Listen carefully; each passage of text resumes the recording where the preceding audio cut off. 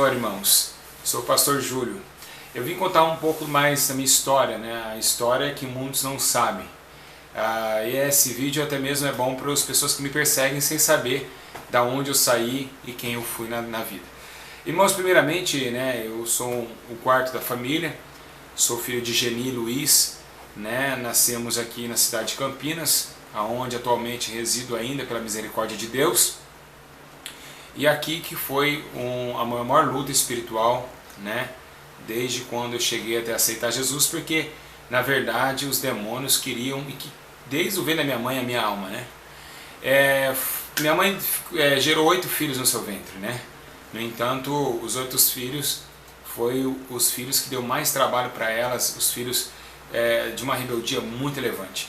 Desde, né, do mais velho até a menor, sempre nós demos trabalho para minha mãe quando minha mãe era viva. Infelizmente, eu quero dizer para os irmãos que nós passamos muitas dificuldades.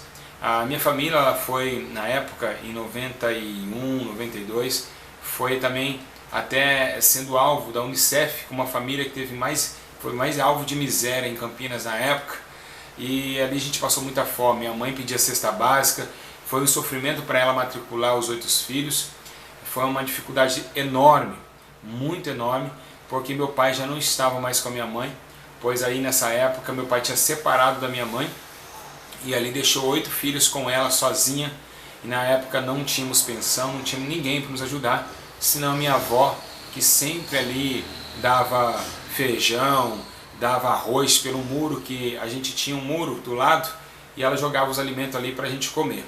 A gente comeu muita lavagem, época entre 6 e 7 anos de idade. Eu lembro que ali minha mãe pedindo nas casas, aquele monte de filho, 8 filhos, né? Aquela luta terrível. Na minha casa, o sofá, para os irmãos entenderem, era um sofá que só tinha armação e um colchão em cima. A gente dormia em 8 pessoas numa casa de 2 cômodos e um banheiro. Então era uma dificuldade muito grande.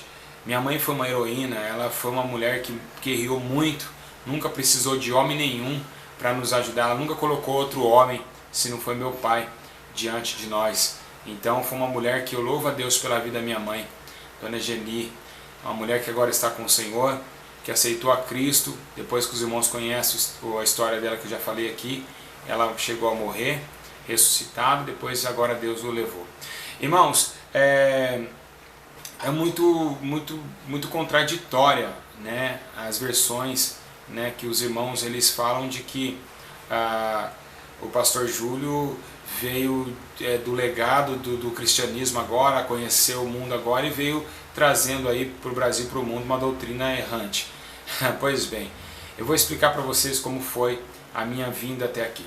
Com 8 anos de idade eu já saía para os bailes. Em 92, né, hoje estou com 32 anos, em 91, 92 eu já saía, 93 também, eu saía para os bailes. Na época era o dance, né, o hip hop, né, o black, ali eu dançava black, eu era um cara que gostava de dançar música do mundo, eu fazia aqueles todos, o pessoal fazia uma roda ali, a gente começava, e eu lembro que na época tinha um vinho chamado Sanguito, e esse vinho com 8 anos de idade já comecei a beber, e eu saía com o meu irmão mais velho, que hoje atualmente está preso na penitenciária de Hortolândia, e só somos, né, eu e ele de homem em casa, o resto são mulheres. E ali nós dois saíamos e minha mãe liberava porque estava sob a custódia dele, mas meu irmão também era errante. E ali a gente ficava ali no bairro chamado Vila Georgina, em Campinas, onde nós frequentava ali a danceteria. E no entanto, com 8 anos ali naquela levada, comecei a gostar daquilo, já comecei a dar os primeiros traguinhos nos cigarros escondidos, debaixo atrás das caixas de cerveja no meio da noite, ali na balada. E ali as coisas não foram conduzidas de forma certa e nem eficaz diante de Deus. Eu fui ali mais um alvo ali do mundo, na bebida, nas drogas e no vício. Comecei ali a usar, a primeira droga que eu experimentei, sim, foi a maconha. Na época quem usava maconha tinha que se esconder lá no mato, porque era difícil você ver uma pessoa fumando maconha hoje igual está na rua hoje. Antigamente a pessoa para fumar um baseado, no caso, na época, né, dar um 2, como dizia, tinha que sumir na mata fechada e saía com o olho vermelho, com medo de alguém ficar olhando para os olhos. Era terrível o negócio. Então hoje não, hoje está escancarado o pecado, abriu-se as portas, as cortinas e estamos aí Hoje ninguém mais respeita ninguém. No entanto, naquela época, em 92, o crack era escasso. O crack tinha vindo para Campinas, na verdade em 89, mas eu comecei já a experimentar essa droga, a cocaína também. E ali foi vindo crescendo nas drogas, sendo enganado e enganando, tráficos, assaltos, pequenos assaltos. Com 10 anos de idade eu já estava envolvido, diretamente ou não, porque minha casa era um covil de ladrões, né? Minha casa os bandidos deixavam as armas lá e eu com 8 anos já passava óleo no tambor do 38, já andava marrento, já queria bater de frente com todo mundo. Eu tenho algumas cicatrizes aqui de brigas, de discussões, né? Eu era endemoniado, né? A minha vida eu era bem endemoniado ao ponto de que eu saía na faca com meus irmãos, né? E ali não foi nada fácil. Da família, creio eu que eu fui o pior, né? Mas a Bíblia diz que Deus, ele pega as coisas loucas desse mundo para confundir os sábios, né? E que a glória da segunda casa ela será maior do que a primeira. Pois bem, irmãos, eu ali com 9, 12 anos comecei já a dar trabalho na escola, minha mãe sendo chamada para o juizado, comecei a usar droga na escola, comecei a trazer aí todo o foco em mim na favela, porque com 15 anos eu já estava envolvido, já estava marrento, e eu batia de frente mesmo, não tinha conversa não. Colocava o óculos no rosto assim, e chegava aí, ladrão, barato é louco, nós vai ver essa fita aí, e aí o bagulho é isso daí. Então eu tinha todo esse costume, essa leviandade de diabo, né? Eu cheguei uma época na minha vida que eu estava tão transtornado e tão possesso, que eu lembro uma festa de aniversário uma vez, eu tomei 1 litro de caipirinha sem tirar da boca, cheirei tine e ali depois no outro dia, não fui para o hospital, não deu coma alcoólico, e no outro dia manifestou um demônio no meu corpo, depois eu fui ver, tinha um monte de pastor em cima de mim. Eu dei muito trabalho, fiz minha mãe muito chorar, eu falava que ia assassinar minha mãe, eu falava direto, falei, vou te matar, sua velha. Assim como todos os meus irmãos também, mesmo minha mãe fazendo de tudo, a gente sempre bateu de frente com a mãe, porque eu não sei por que espírito que estava ali, que qualquer coisinha, a minha mãe já xingava daqui, nós xingava também, e ali nós saía na faca. Meus irmãos, eu e meus irmãos, minhas irmãs, qualquer coisinha a gente pegava uma faca, então a gente saía muito na faca. Eu tenho sinais no corpo de facadas das minhas irmãs, elas também têm sinais, né? A gente sempre discutiu, era a polícia de segunda a segunda na minha casa, né? A gente viveu ali, os vizinhos que estão até hoje falam isso, que não teve uma casa pior, de ter mais BOs, o processo de polícia em casa era constante.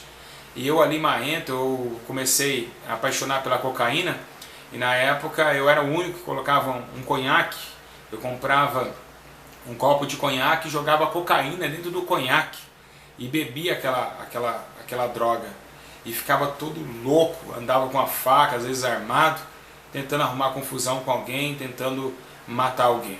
Os demônios me visitavam toda noite, né? E eu comecei aí, nessa época, aos 17, 18 anos, já comecei a usar drogas, não sozinho mais.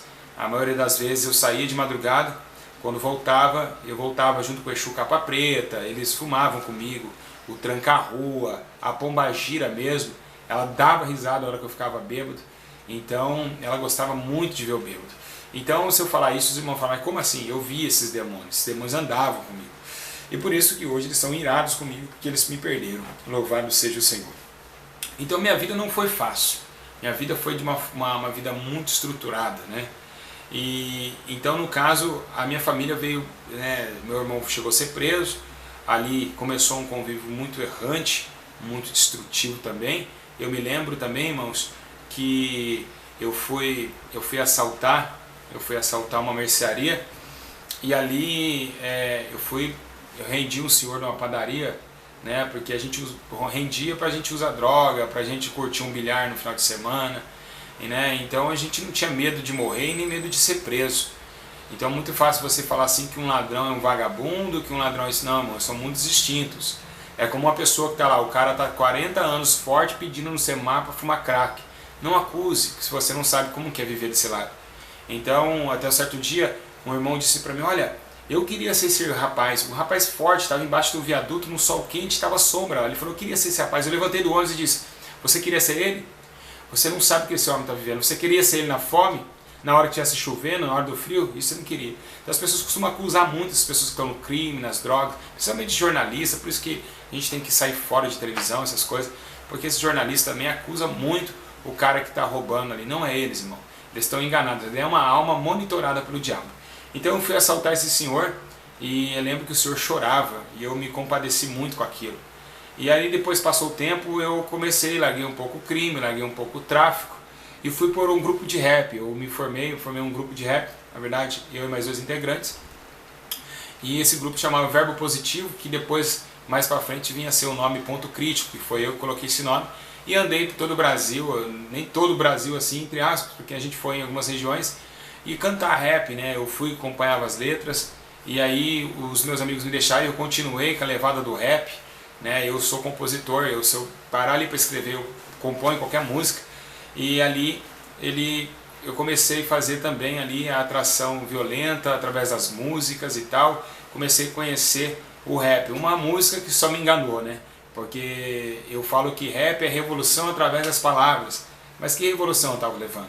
Se a palavra de Deus é que liberta. Olha como o homem engana, né? Você fica no rap lá dizendo que você vai mudar a vida do sistema, da sociedade através da sua levada, o barato é louco e tal. Não, nada disso. Isso é um engano. O diabo coloca isso na sua mente para que você fique preso naquilo e você casa acautelando suas más obras, porque você cheira para cantar um rap, como no meu caso. Não se todos os cantores fazem isso, mas no meu caso era cheirar para cantar uma letra, fumar um baseado para cantar uma letra e achava que ia mudar toda a estrutura, que eu ia mudar o país, mas que nem a sociedade estava dando o mínimo valor para mim e eu estava preso naquele sistema. Então ali eu cantei, fui levando até que meus integrantes, né, alguns integrantes que eu coloquei no grupo foram assassinados, como o finado Marquinho, foi assassinado na favela. Então, quer dizer, foram muitas mortes, eu convivi com muitos bandidos perigosos, todos me gostavam de mim, porque eu tinha humildade, até hoje eu tenho. Eu sou uma pessoa muito alegre, sou humilde, eu nunca precisei roubar uma panela da vizinha, de pessoas que não tinha, para sustentar meu vício, e nem ter um pouco também. Eu desacatava ninguém em palavras, eu andava na minha, eu usava a minha droga, eu ficava louco no meu canto, não dava trabalho para ninguém. Se eu via que eu estava muito louco, eu já saía, já sumia para um lugar, ia para o outro, já afastava o bobo para não falar bobeira no meio da função dos bandidos. Então, até hoje, né, eu tenho aí, não amigos, mas conhecidos, né, ladrões, aí, bandido, criminoso, que eu estou tentando buscar e estou trazendo para o Senhor aos poucos, que Deus está fazendo uma grande obra, porque eu amo essas almas e eles sabem disso. Irmãos, então foi assim, um dia eu estava, fui no mercado aqui perto de casa, isso era mais ou menos umas 9h30 da noite, fui com 2 papéis de cocaína, e ali eu peguei e estava descendo e teve um culto numa igreja, eu estava com a latinha de cerveja na mão, eu parei cheirado e fiquei olhando aquilo ali, e eu falei assim, senti no coração em entrar ali. Embora uma luz chegou para mim, uma luz, falou, entra lá. Eu falei, vou nada, vou entrar aí não, vou descer. E eu falei, que eu tô falando com uma luz, cara, eu tô ficando loucão mesmo. Com certeza era um anjo de Deus. E aí no outro dia me deu vontade de ir para essa igreja, e eu fui para essa igreja. Não vou falar o nome da denominação, mas eu fui. Chegando lá nessa igreja lá, eu comecei a gostar. Mas aí o que aconteceu? Por que eu voltei na igreja?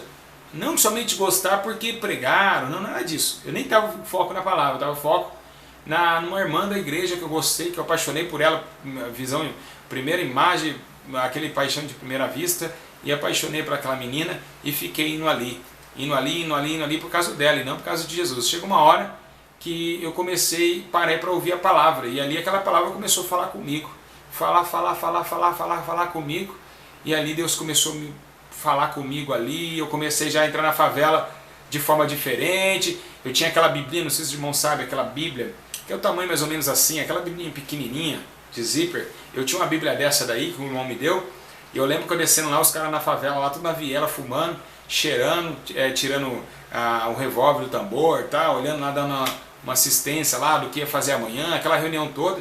Eu lembro quando eu cheguei lá com a bíblia e coloquei na cintura. Você falou, e aí, Teto? Porque meu apelido lá na favela era Teto.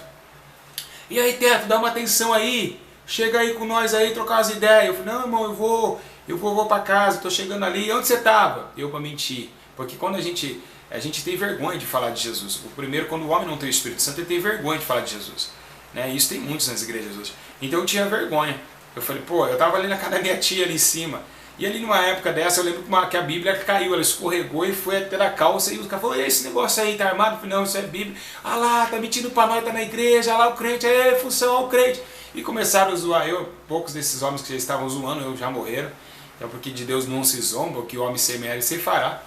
Embora aí comecei, né, e ali foi que eu falei, agora tá chega, eu sou crente, não quero mais o mundo. E começou Deus a trabalhar, mas a minha família não mudou, né, minha família continua a mesma, a polícia continua encostando. E ali foi um alvoroço total. E teve ainda, né, a ressurreição da minha mãe, até o anjo aparecer em casa, os irmãos já sabem dessa história. O que acontece? Eu vivi, né, esse mundo, e foi que eu caí de novo. Eu trabalhava à noite, um amigo meu falou assim, vai ter uma festa em casa. E eu falei, sério, cara, vai ter uma festa, estou resumindo aqui, irmãos, porque teve muita coisa mais do que isso, mas tem que resumir rapidinho para os irmãos entenderem. Ele falou, vai ter uma festa em casa. Eu falei assim, festa na sua casa? Pô, mas vai ter mulher lá, rapaz? Porque o negócio meu era mulher, porque eu sabia cantar uma mulher. E vai ter mulher lá, então eu vou sim, demorou, chamou eu, nós fomos. Quando chegou lá, quem estava lá era a Camila, minha esposa. Ela estava sentada e era a única mulher da festa. E na mesma semana, antes de eu ir para essa festa, eu falei, poxa, meu, eu caí de novo, ó. Vi tudo aquilo de Deus fazer lá, Deus operar, porque nessa época, antes de eu cair, eu estava na Assembleia de Deus, eu era do grupo de jovens de lá. E aí eu caí e tal, e ali eu falei, poxa, eu preciso de uma mulher de Deus, uma mulher que me ajuda, meu. Porque se eu ficar aí nesse mundão, eu vou morrer, eu vou pro inferno.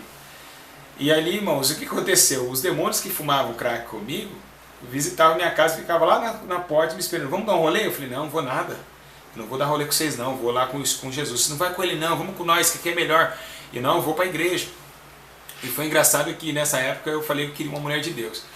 E ali o Silvio, né, o colega meu, ele me chamou para a festa, eu vi a Camila lá, né, eu olhei para ela assim, aí vi uma voz falando assim, tá vendo ela? Eu falei, tô vendo.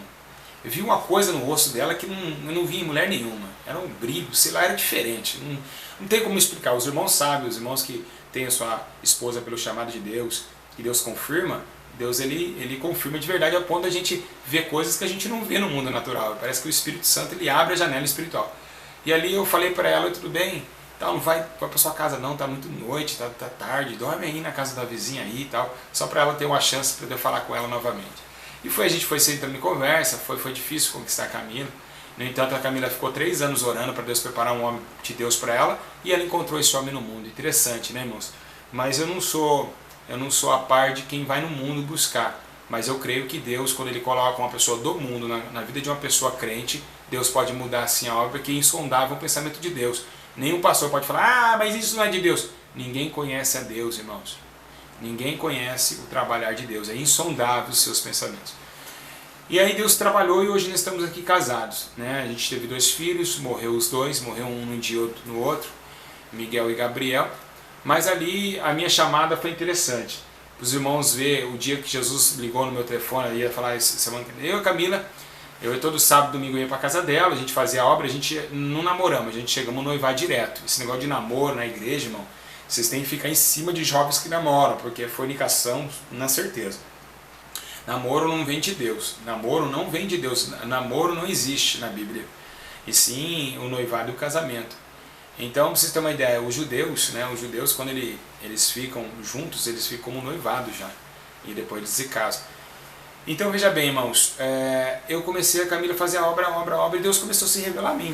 O primeiro dia que Deus me revelou a mim, eu me lembro até hoje, foi quando nós estávamos indo para o lanche, né, e a Camila, eu olhei para ela assim, os olhos dela assim, e aí Deus falou, tá vendo os olhos da sua esposa? Deus me chamou de esposa, era um noivado, Deus me chamou de esposa. Eu falei, sim, Senhor, vou provar que eu estou contigo. Eu vou fazer com que o olho direito da tua esposa saia bastante água, mas muita água. E você vai surpreender ela também. Eu falei, não vou falar nada para ela então. Tudo bem, não falei nada para ela. Eu fechei os olhos e falei, Camila, fecha os seus olhos. Eu não falei nada para Camila, ela fechou. Daqui a pouco, a hora que eu abri o olho esquerdo, acho que foi o direito dela, começou a sair tanta água, mas tanta água, que a mulher do lanche precisou passar até um pano na mesa. Irmão, foi surpreendente quanta água desceu de um olho só, não foi lágrima, água mesmo. E aquilo ali eu fiquei espantado com aquilo. E Deus começou a falar comigo, ao ponto de a gente começar a fazer as primeiras missões juntos, né? A gente era noivado, mas a gente só ficava lá, era difícil dar um beijo. porque eu ia na casa dela só fazer a obra e vim embora, a gente não tinha tempo para nós.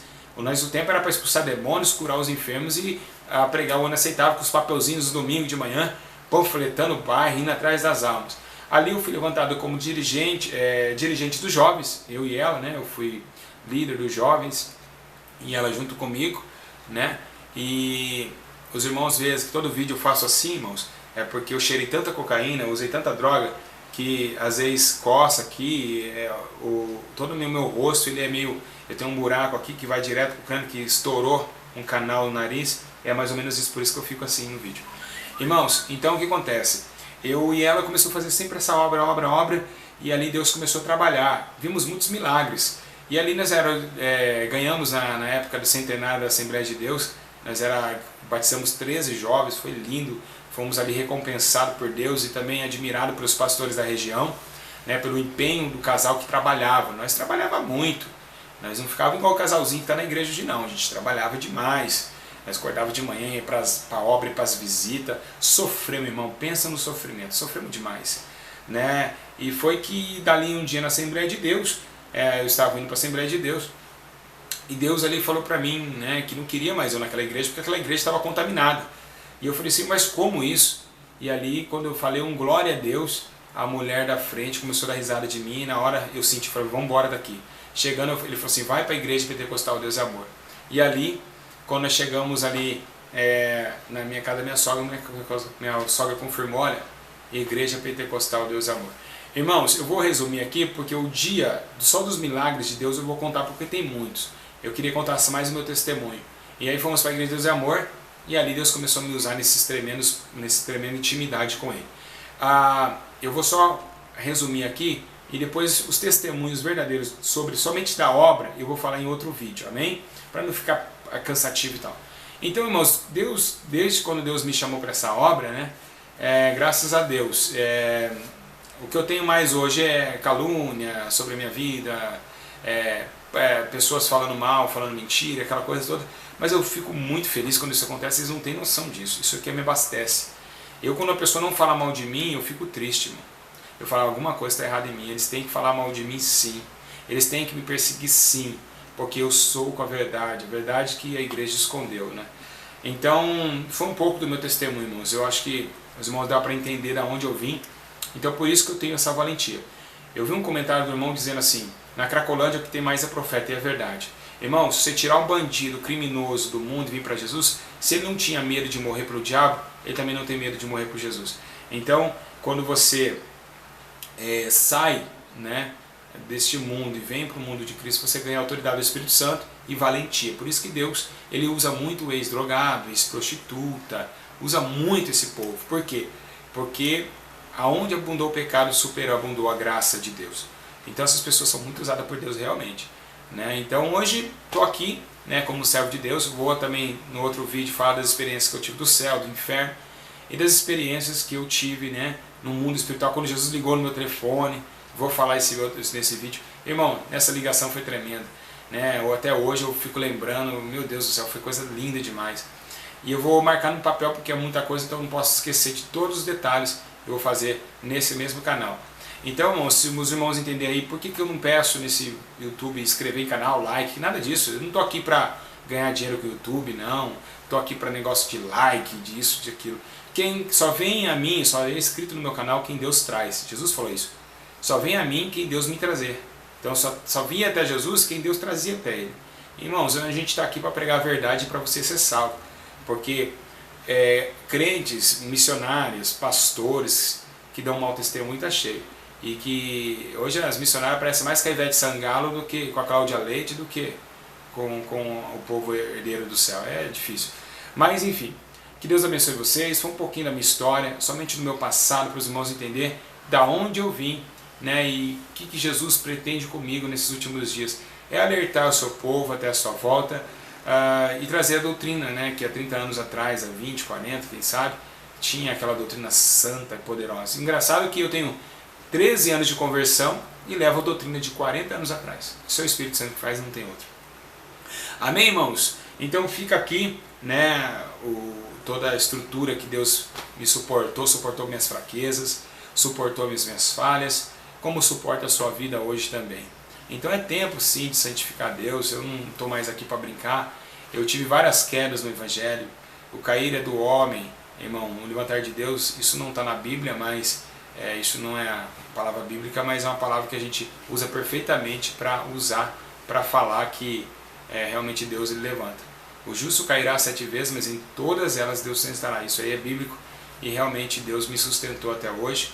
Hoje estou aqui, irmãos, com vocês, embora não sei até quanto tempo, porque eu sei que próximo, embora está meus dias também. Né? Logo, logo o Senhor vai me levar daqui, eu tenho certeza disso. Mas que os irmãos, Deus abençoe vocês e que o Espírito Santo de Deus fale melhor aos seus corações, dizendo que ainda você, mãe, que está aí com seu filho nas drogas, ainda há tempo seu filho se regenerar. Isso existe, ó. Eu sou vivo, ó. É real. Jesus pode mudar a vida de um homem. Jesus pode mudar a vida do teu filho que está nas drogas, no álcool, na bebida, no cigarro. Isso pode acontecer através das suas humildes orações. Embora minha mãe não orava por mim, mas uma coisa é certa, a minha mãe era temente a Deus. E o temor do Senhor é o princípio da sabedoria. Amém?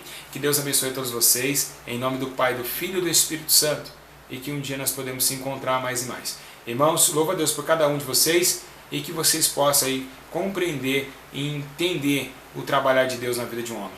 Fica na paz, Senhor Jesus. Deus abençoe.